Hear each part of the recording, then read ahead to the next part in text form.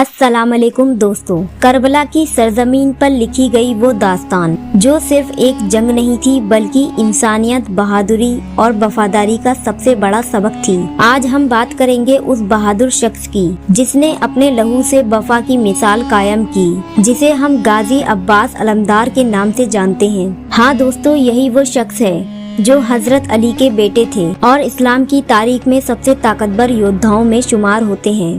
दोस्तों, आज से तकरीबन 1400 साल पहले करबला के तपते रेगिस्तान में हजरत इमाम हुसैन के 72 जाबाज साथियों ने वो कर दिखाया जो पूरी इंसानियत के लिए एक सबक बन गया। इन जाबाजों की कदायत कर रहे थे खुद गाजी अब्बास अलमदार। कहा जाता है कि जिस तरह हजरत अली का किरदार अल्लाह के नबी की जिंदगी में था, वही किरदार हजरत अब्बास का था।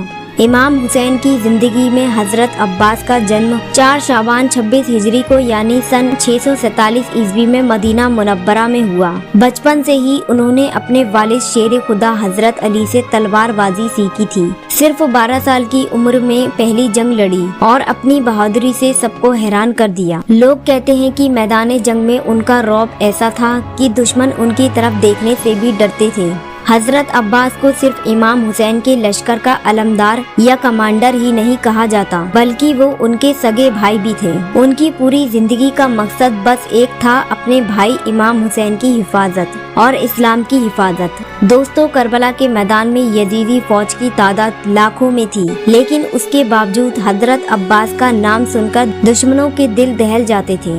यहाँ तक कि यजीद ने भी पेशकश की थी कि अगर अब्बास दरमियान से हट जाएं तो वो इमाम हुसैन को छोड़ देंगे, मगर हजरत अब्बास ने आखिरी सांस तक अपने भाई का साथ नहीं छोड़ा।